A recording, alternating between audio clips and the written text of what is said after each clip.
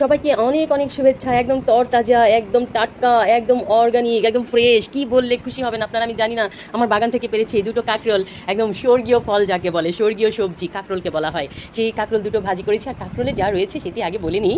সেটি হলো কাঁকরোলে আছে প্রচুর পরিমাণে আয়রন, ভিটামিন সি আর ফলিক অ্যাসিড।